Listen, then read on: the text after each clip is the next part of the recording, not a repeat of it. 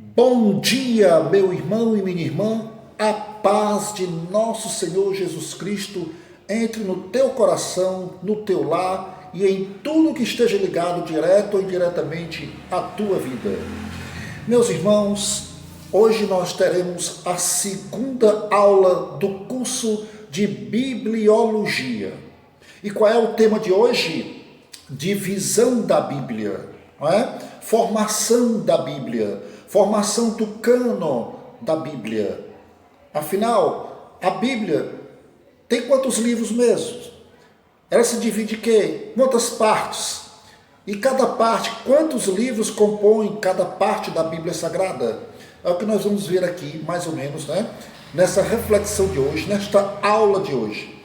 Mas vamos tratar o seguinte: a princípio, eu queria ler aqui uma passagem bíblica no Salmo 119, versículo 105. Está escrito o seguinte: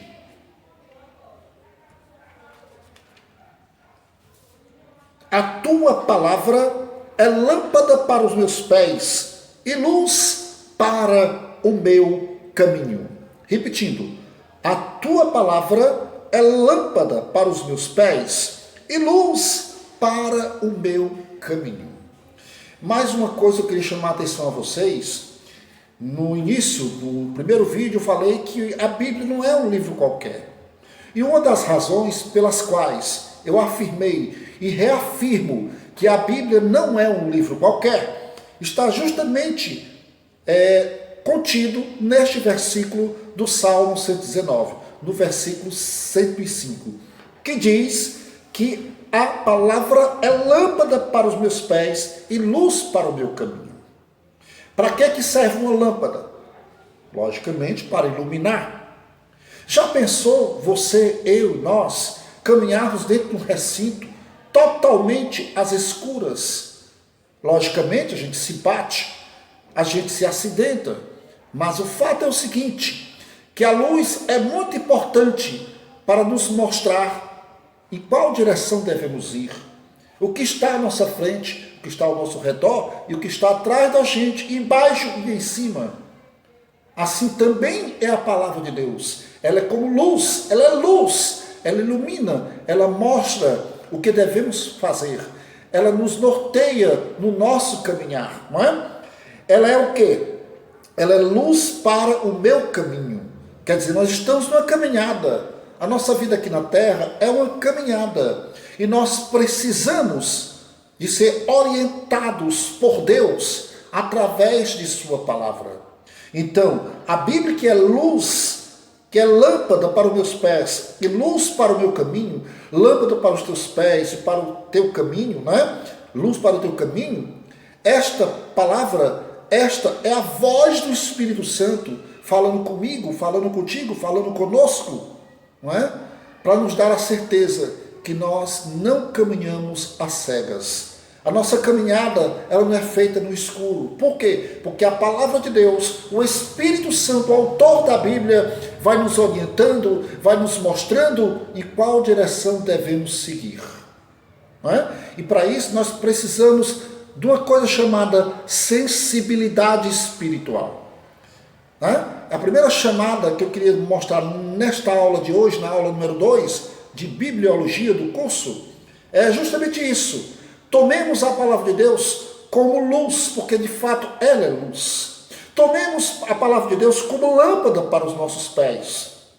Entendeu? Porque quando a gente tem um caminho iluminado, a gente pisa com firmeza. Na nossa caminhada de fé, se nós temos a palavra de Deus, se nós ouvimos através dos nossos ouvidos espirituais o apelo do Espírito Santo para caminharmos firmes na fé de nosso Senhor Jesus Cristo, então nós temos iluminação, nós temos firmeza da nossa fé, nós sabemos aonde nós estamos crendo, em quem estamos acreditando. No caso, em Jesus Cristo, porque toda a Escritura aponta para Jesus. O centro das Escrituras é Jesus Cristo. Qual é a mensagem principal da Bíblia? Aprendendo Jesus Cristo. Qual é a revelação, o ápice da revelação das Escrituras? Jesus Cristo. Certo? Se a gente não tomar isso como base, fica difícil a gente mergulhar nas Sagradas Escrituras. Porque às vezes as pessoas procuram outras coisas, doutrinas e tudo na Bíblia, quanto a principal essência, em termos de revelação das Escrituras, o ápice da revelação, chama-se Jesus Cristo, o Verbo de Deus, a Palavra de Deus encarnada. Certo? A gente tem que ter certeza disso, não é?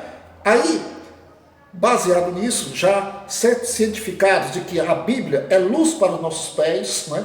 É lâmpada para os nossos pés, luz para o nosso caminho, a gente agora vamos entrar numa questão muito interessante. Em quantas partes se divide a Bíblia? Primeiro de tudo, a Bíblia não surgiu da noite para o dia. Entendeu? Ela não surgiu automaticamente, está aqui o livro. No estalar de dedos, num passe de mágica. A Bíblia não foi tirada de uma cartola. Ela é resultante da intimidade do povo de Deus, né? O povo, a interação do povo de Deus com o povo.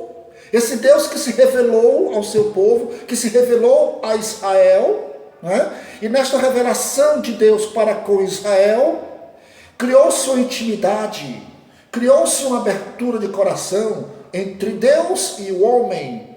E essa abertura de coração entre Deus e o homem, com o tempo, os homens sentiram a necessidade de registrar por escrito, não é? Essa intimidade, essa interatividade, este relacionamento entre o pai e os filhos. Não é? O homem suscitado pelo Espírito Santo, inspirado pelo Espírito Santo, começou a redacionar aquilo que a experiência de vida que os homens tiveram com Deus. O povo do Antigo Testamento, e mais adiante o povo do Novo Testamento, e etc, etc, etc. Mas, deixa eu dizer uma coisa para você. A Bíblia se divide em duas partes. Antigo Testamento, ou Velha Aliança, Antiga Aliança, e Novo Testamento. Nova Aliança, entendeu? O novo pacto de Deus entre os homens, entendeu? Porque a aliança, a palavra aliança, lembra o que? Pacto, acordo, não é? Então, antigo acordo, Antigo Testamento, Novo Testamento, novo acordo entre Deus e os homens. A Bíblia se divide em duas partes, grave bem, Antigo Testamento e Novo Testamento. Os dois forma uma só coisa, não é? Um livro composto de vários livros, não é? Então o Antigo Testamento junto com o Novo Testamento apontam para a revelação principal, apontam para o centro da nossa fé, a saber, Jesus Cristo. Aí alguém pode dizer assim, eu já sei disso,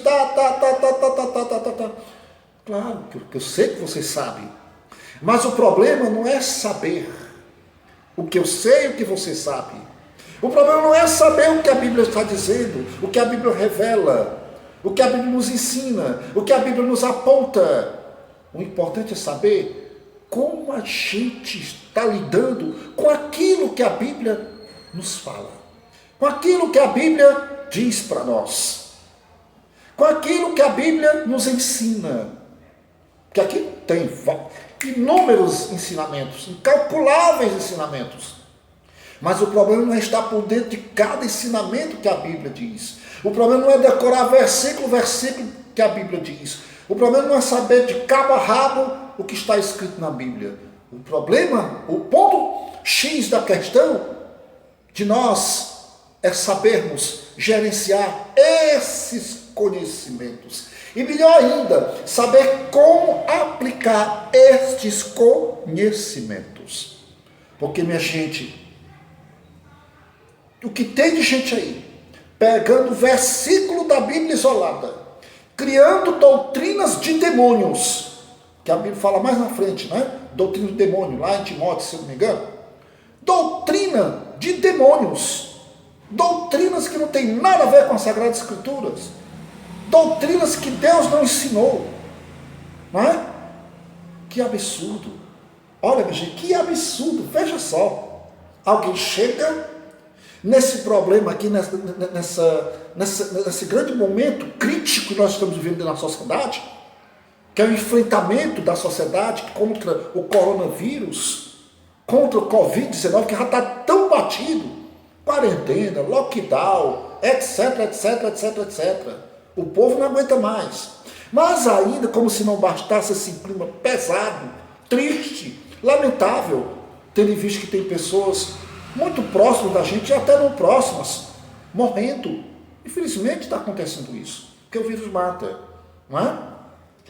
E aí cria-se um verdadeiro transtorno social devido a essa situação. Mas aí é o seguinte, tem algumas pessoas que não tem mais o que fazer na vida, aí pega um versículo isolado na Bíblia e vai ganhar dinheiro com isso. Sim, senhor, sim, senhora, vão ganhar dinheiro com isso. Como? Pega lá, olha, o Senhor está mandando criar aqui uma pílula espiritual. Você paga tanto pela pílula espiritual e você ficará curado do Covid-19. Que pilantragem é essa, minha gente? Que loucura é essa? Que absurdo é esse? É gente que maldosamente, entendeu? Se aproveita da fragilidade de fé psicológica da sociedade, porque a sociedade está num tremendo abalo psicológico devido a essa situação do Covid-19. Não é? Que tem gente aí com depressão, etc, etc, etc, etc. Mas o fato, gente, é que tem gente se aproveitando da fé. Por quê? Porque pega um versículo dali, pega um versículo daquela e forma uma coxa de retalhos e fica vendendo coisa que não existe na Bíblia. Aliás, a palavra de Deus, ela não está à venda. Não é comércio, não é produto. A palavra de Deus é para nos levantar e não para nos derrubar. Tem gente que tem medo de ler a Bíblia. Não, porque a Bíblia é um livro de sentença, é um livro de maldições, é um livro contínuo, cheio de castigos. Outra coisa que nós precisamos aprender. A Bíblia é uma grande carta de amor de Deus, uno e trino, Pai, Filho e Espírito Santo, direcionada para o seu povo, para a humanidade. Deus está dizendo na Bíblia, do começo ao fim, que Ele te ama, que Ele me ama, que ama cada um de nós, que somos amados por Deus e não amaldiçoados por Deus. A maldição, sim, na humanidade? Sim, mas não foi Deus que mandou maldição para o ser humano. A maldição é devido ao pecado.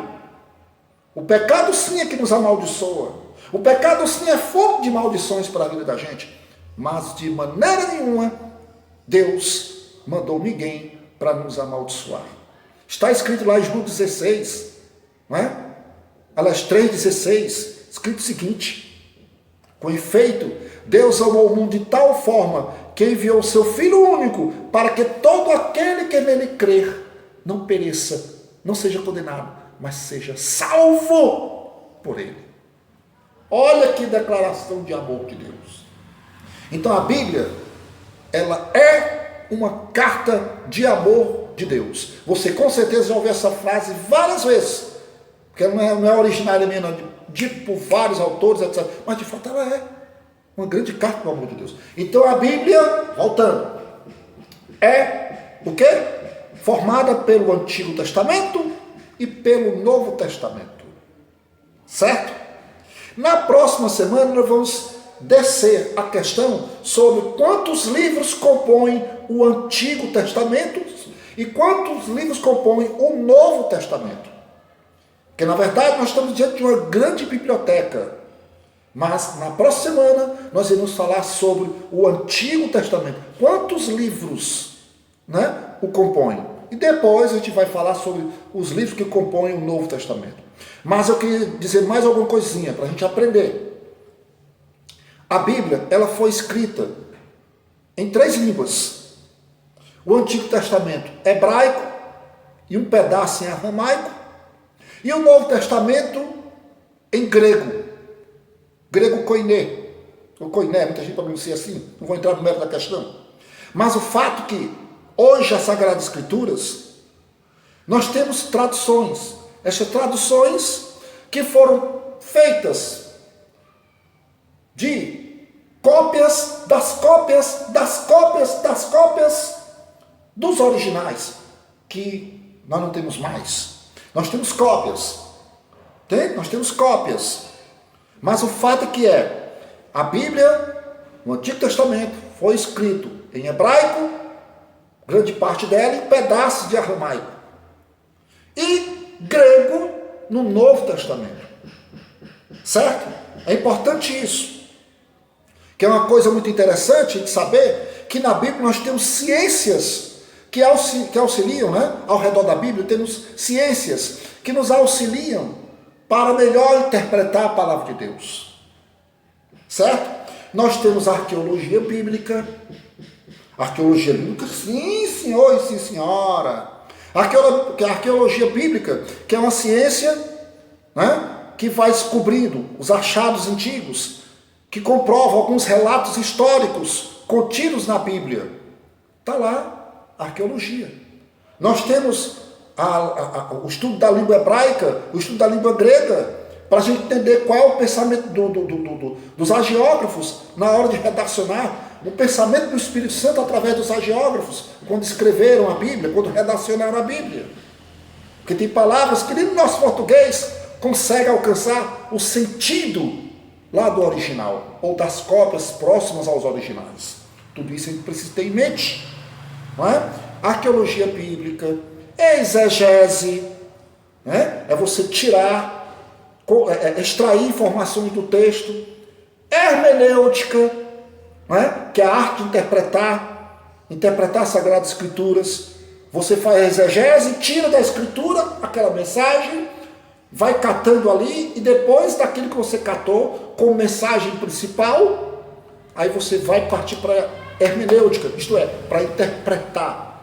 Tem gente fazendo o contrário, pega o texto e pá, começa a dar suas interpretações, não faz pesquisa de nada, nem sequer ora ao Espírito Santo para pedir entendimento do Espírito Santo, nem sequer usa a fé que tem associada à oração e à razão. Que eu disse que a Bíblia, temos 3 coisas que precisamos para entender a Bíblia, para ler as Escrituras. Primeiro é oração, segundo fé, terceiro razão. Essas 3 coisas têm que estar unidas e auxiliadas, conduzidas, direcionadas pelo Espírito Santo de Deus. Eu estou repetindo uma coisa que eu disse no primeiro vídeo. E as pessoas precisam se antenarem sobre isso, ficarem ligadas sobre essa realidade. Porque o que acontece é o seguinte: a pessoa, não, eu vou orar aqui o Espírito Santo e abro qualquer passagem bíblica, e aí depois vou falar, vou dar um sermão, e aí vou ensinar o que o Espírito Santo está dizendo para o papai. E tem coisas que as pessoas dizem, absurdos, e dizem que foi o Espírito Santo que disse, que foi o Espírito Santo que deu uma visão. A pessoa pega um versículo da Bíblia, aí diz, aqui está um versículo da Bíblia, justificando, mandando eu criar uma pílula espiritual, né, para ser colocado na igreja, no culto, para quê? Para ganhar dinheiro. Quem tomar dessa pílula espiritual será curado. E quanto mais você der dinheiro, mais o Senhor vai te abençoar contra o coronavírus. Meu querido, minha querida, acorda. Esse aqui é irmão desse. Tem isso na Bíblia não. Tem isso na Bíblia não. Criar uma pílula espiritual para matar o Covid-19. Eu digo é vaga. E o povo, às vezes, se deixa levar por isso, porque tão abalado psicologicamente, quer apelar, quer ter uma saída. É aqui mesmo, vamos. Aí cabe a nós, teólogos, professores de escola dominicais, pastores, presbíteros, diáconos, evangelistas, servos de Deus, comprometidos com a palavra de Deus, sinceramente, honestos. Nós precisamos ser honestos, não é? A palavra de Deus, ela não trata de situações absurdas dessa, não. Dizer que a pessoa vai criar uma pílula, caneta ungida, lenço ungido, pega um pedaço de lenço ungido, passa na testa do suor tal e pode papocar no seu corpo, você vai ficar curado de qualquer enfermidade. Mas rapaz, então voltando para cá, então tem ciências auxiliares, arqueologia bíblica, não é? Estudo das línguas, exegese, hermenêutica, numismática, que estuda valores, pesos e medidas e moedas lá contido nas escrituras. O pessoal quer um denário, vai lá na numismática, lá dá o valor convencional. Tudo isso são ciências paralelas que a gente vai saber, entender. Geografia bíblica. Aqui tem dados geográficos na Bíblia e que hoje você tem que fazer uma pesquisa lá do passado e ir para a geografia antiga daqueles povos para saber em determinado ponto o que aconteceu ali, como aconteceu e em que circunstâncias aconteceram. Quer um exemplo disso? Ora, no Novo Testamento tem lá onde os endemoniados, né? Um endemoniado de Geraça, um evangelho diz Geraça, outro diz Geraça e outro diz Gadara.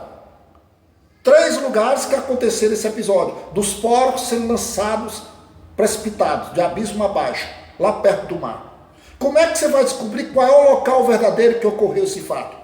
Na geografia bíblica. Lá na frente vai ver essas coisas. Não é?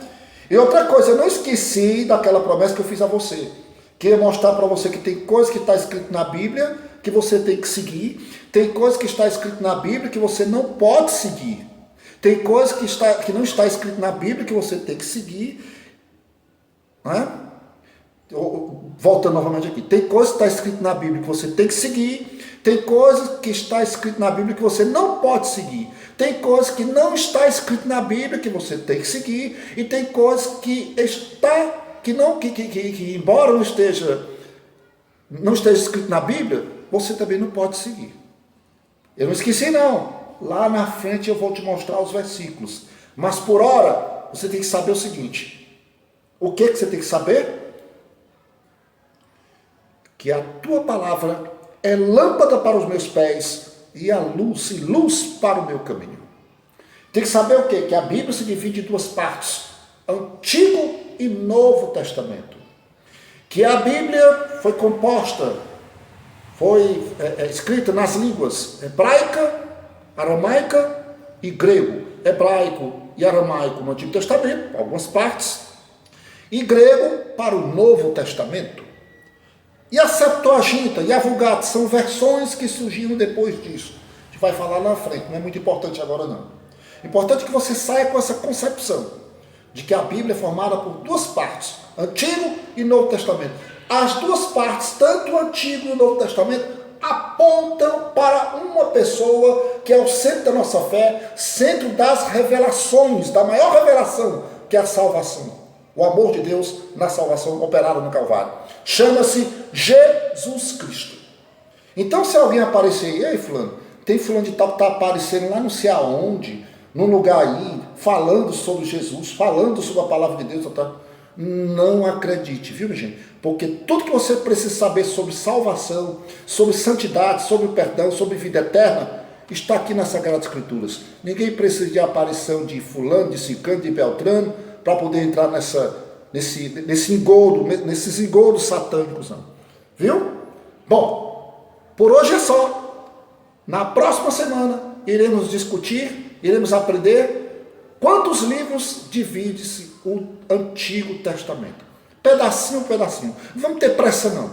Aos pouquinhos a gente vai tomar uma visão geral do que seja a palavra de Deus, ok? Um bom domingo para você, uma excelente semana e que Deus dê força para todos nós para superarmos esse momento difícil que é essa pandemia que aí está, ok? Fé, esperança é tudo que nos resta nas Sagradas Escrituras, na oração, na fé e agindo sempre dentro, com respeito aos outros, com amor, com fraternidade, usando a razão. A razão nos ensina a ficarmos mais unidos em toda e qualquer circunstância de crise, apoiados na fé em nosso Senhor Jesus Cristo.